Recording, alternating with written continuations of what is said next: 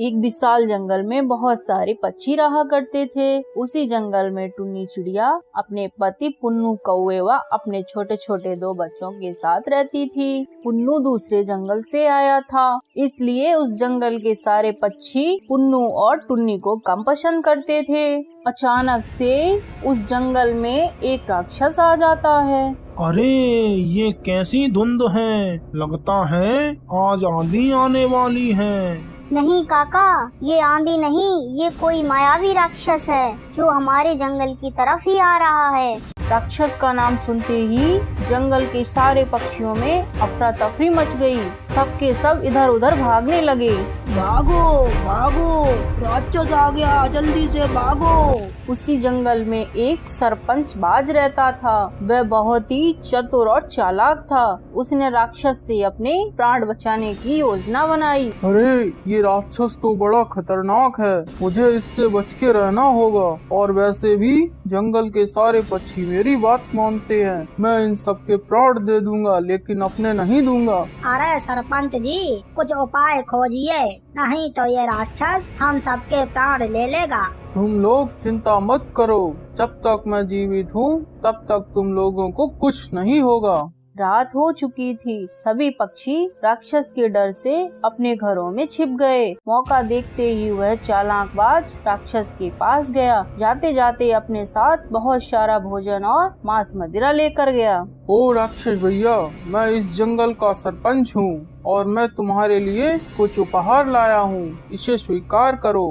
अच्छा सरपंच, अब आया है तू मेरे पास। एक पहाड़ से मैं भूखा हूँ, पहले तुझे खाऊंगा फिर तेरे भोजन को। नहीं नहीं राक्षस भैया, मुझे मत खाओ, इसलिए मैं तुम्हारे लिए भोजन लाया हूँ। मुझे रोज भोजन चाहिए और भोजन के साथ साथ रोज एक पक्षी का मांस भी, नहीं तो मैं तुम्हें मार दूंगा। ठीक है राक्षस भैया, मुझे मंजूर है। इतना कहकर वो चालाकबाज अपने घर वापस आ जाता है और अगले दिन जंगल के सभी पक्षियों को इकट्ठा करता है और उन सभी को राक्षस का प्रस्ताव बताता है। सुनो सब लोग, राक्षस ने प्रस्ताव भेजा है कि उसे प्रतिदिन एक पक्षी का मांस और ढेर सारा भोजन चाहिए, नहीं तो वो जंगल के सारे पक्षियों को मार डालेगा। ठीक है सरपंच जी, आपकी बात तो माननी पड़ेगी, क्योंकि आपने फैसला लिया है तो सही होगा। इतना कहकर वो सारे पक्षी अपने अपने घरों में चले जाते हैं और सभी अपने अपने परिवार वालों से मिलने लगते हैं। ऐसे ही कुछ दिन बीत जाते हैं और जंगल के आधे पक्षी उस राक्षस का भोजन बन जाते हैं। पुन्नू जी, हमारे जंगल के आधे साथी तो राक्षस का शिकार हो चुके, अब हमारा नंबर आने वाला है। हाँ टुन्नी, अब हम भी क्या कर सकते हैं, हमारी भी मौत उस राक्षस के हाथों में लिखी है, शायद भगवान को यही मंजूर है। अरे ओ पुन्नू, कहाँ हो? आज तुम्हारा नंबर है उस राक्षस के पास जाने का। हाँ हाँ सरपंच जी, मुझे पता है, मैं अपने परिवार वालों से मिल रहा था, क्योंकि आज के बाद नहीं मिल पाऊंगा। पुन्नू को जाते देख टुन्नी और उसके बच्चे रोने लगते हैं। तब टुन्नी पुन्नू को एक छोटा बक्सा ला कर देती है और कहती है, पुन्नू जी, ये बक्सा लो, ये आपकी माँ ने मुझे दिया था और कहा था अंत समय में इसे अपने पास रखना। पुन्नू वो बक्सा ले लेता है और उस राक्षस के यहाँ पहुँच जाता है और मन ही मन सोचता है, अरे इस बक्से में आखिर क्या है, खोल कर तो देखूं। पुन्नू जैसे ही उस बक्से को खोलता है, उसमें से तेज प्रकाश निकलता है और उसे उसमें एक अंगूठी दिखाई देती है। उसे क्या पता था कि ये जादुई अंगूठी है और वह अंगूठी को पहन लेता है। अरे ये मुझे क्या हो रहा है और मेरा शरीर क्यों बढ़ता जा रहा है? अरे ये जंगल इतना बड़ा था, अब छोटा कैसे हो गया? मुझे क्या हो रहा है? अरे ये इस अंगूठी का कमाल है, अब मैं इस राक्षस को देखता हूँ। उस अंगूठी को पहनते ही पुन्नू ने विशाल शरीर धारण कर लिया और वो उस राक्षस के पास गया और जैसे ही राक्षस ने पुन्नू को देखा, वह डर गया। अरे इतना विशाल पक्षी, ये कोई दूसरा राक्षस है जो मुझे मारने आया है। पुन्नू और राक्षस में महायुद्ध होने लगा। पुन्नू ने कुछ पलों में उस राक्षस को मार डाला और उसे उसे मारकर वह अपने घर वापस आ गया। उस बक्से के अंदर एक पर्ची मिली जिसमें लिखा था कि अंगूठी को एक बार पहनकर उसे नदी में प्रवाह कर देना। पुन्नू ने ऐसा ही किया और उसने सारी बात टुन्नी को बताई। टुन्नी और पुन्नू बहुत खुश थे और पुन्नू को उस जंगल का सरपंच बना दिया जाता है। तुम चोरी क्यों करते हो? तुम अपने परिवार के साथ इस जंगल को छोड़कर अभी चले जाओ, ये मेरा आदेश है। बलरामपुर के जंगल में टुन्नी चिड़िया अपने पति रामलाल कबूतर के साथ रहती थी। उन दोनों के 2 बच्चे थे। रामलाल बहुत गरीब था, उसके पास कोई काम नहीं था। वह इतने भी पैसे नहीं कमा पाता था कि 2 वक्त का भोजन भी कर सके। पता नहीं टुन्नी, मुझे कब काम मिलेगा। रामलाल जी, अब हमें मंदिर से भी खाना नहीं मिलेगा। अब हम क्या खाएंगे? हमारे बच्चे भी भूखे ही रहेंगे। नहीं नहीं, मैं ऐसा नहीं होने दूंगा, मैं कुछ करता हूँ। अगले दिन से मंदिर में भी खाना मिलना बंद हो जाता है। रामलाल कुछ काम ढूंढने लगता है, लेकिन उसे कुछ काम नहीं मिलता है। वह बहुत दुखी हो जाता है। उसे एक समोसा बनाने वाले की दुकान दिखती है।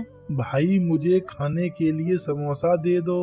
पहले पैसे दो, फिर समोसे लो। रामलाल के पास पैसे नहीं होते हैं। दुकानदार उसे मना कर देता है। रामलाल समोसे उठाकर वहाँ से भाग जाता है। दुकानदार उसका पीछा करता है। अरे चोर चोर, पकड़ो पकड़ो से, ये मेरे समोसे लेके भाग रहा है। रामलाल चुपके से समोसे ले आता है। टुन्नी, ये लो गर्मा गर्म समोसे, आओ चलो हम खाते हैं।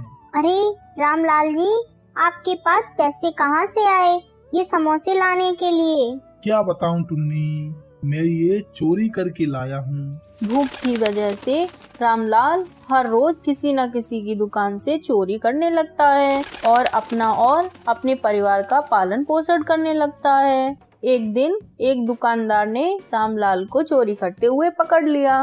अरे आज तो तू पकड़ में आ गया रामलाल, आज मैं तुझे सरपंच के पास ले जाऊंगा। अरे रामू, ये तुम किसको लाए हो? ये कौन है? अरे सरपंच जी, ये रामलाल है। ये हम सबकी दुकान से भोजन चोरी कर ले जाता है। आप इसका न्याय कीजिए। नहीं सरपंच जी, मुझे माफ कर दो। मेरे पास कोई काम नहीं है, इसलिए अपने परिवार का पालन करने के लिए मैं ऐसा करता हूँ। तो क्या तुम्हारे पास कोई काम नहीं है तो तुम चोरी क्यों करते हो? तुम अपने परिवार के साथ इस जंगल को छोड़कर अभी चले जाओ, ये मेरा आदेश है। रामलाल अपने परिवार के साथ उस जंगल को छोड़कर चला जाता है और दूर कहीं दूसरे जंगल में जाकर रहने लगता है। उस जंगल में सांप का बड़ा कहर था। वह दुष्ट सभी पक्षियों के बच्चों को खा जाता था। रामलाल को जब यह बात पता चली तो वह सतर्क हो गया। एक रात की बात है, वह दुष्ट सांप रामलाल और टुन्नी के घर के पास आया। वह दोनों उसे देखकर वहां से भागने लगे। वह दुष्ट सांप उनका पीछा करने लगा। रात के अंधेरे में रामलाल और टुन्नी अपने बच्चों के साथ एक सुनसान दरवाजे के अंदर छिप जाते हैं। टुन्नी, अब हम बाहर निकल कर देखते हैं, वह दुष्ट सांप चला गया होगा। हाँ, वह दुष्ट सांप अब तो भाग गया होगा। चलो चलकर देखते हैं। रामलाल और टुन्नी जैसे ही उस दरवाजे के बाहर आते हैं और अपने आप को किसी अच्छे जंगल में देखते हैं और वहाँ के पक्षी उन दोनों से बहुत प्यार से बातें करते हैं। टुन्नी, वो दरवाजा तो पता नहीं कहाँ गायब हो गया। हमें उस दरवाजे को ढूंढना चाहिए। हाँ रामलाल जी, ये जंगल तो बड़ा अजीब सा है। हमें अपने जंगल लौटना चाहिए। बड़ी कोशिशों के बाद रामलाल और टुन्नी उस जादुई दरवाजे को खोज लेते हैं और जैसे ही दोबारा उसके अंदर जाते हैं और फिर वे अपने ही जंगल में आ जाते हैं। अरे देखो भाइयों, ये रामलाल फिर से इस गांव में वापस आ गया। चलो सरपंच जी के यहाँ चलते हैं। रामलाल ने अपनी सारी कहानी उन सभी पक्षियों को बताई, पर वे सब कहाँ मानने वाले थे। उन्होंने वही सब किया और रामलाल को वापस दूसरे जंगल भेज दिया। उसे वहाँ एक सन्यासी बाबा दिखे। अरे रामलाल बच्चे, यहाँ आओ, तुम बड़े परेशान हो, क्या बात है बेटा? बाबा, मैं बहुत परेशान हूँ। मैं चोरी करके अपना और अपने परिवार का पेट भरता हूँ। मुझे कोई भी काम नहीं मिल रहा। मैं क्या करूं बाबा? इस जंगल में मैंने अपने तपोबल से एक जादुई दरवाजा बनाया है। तुम उसके अंदर जाओ और उसके अंदर जाते ही तुम्हें एक कुल्हाड़ी मिलेगी। उसे ले आओ और उससे लकड़ियां काटो और अपना और अपने परिवार का पेट भरो। रामलाल ने ऐसा ही किया। वह उस दरवाजे के अंदर चला गया और उसे वहाँ एक कुल्हाड़ी मिलती है और वह उस कुल्हाड़ी से लकड़ी काटने लगता है और अपने परिवार का पालन करने लगता है और अपने परिवार के साथ उसी जंगल में लौट आता है।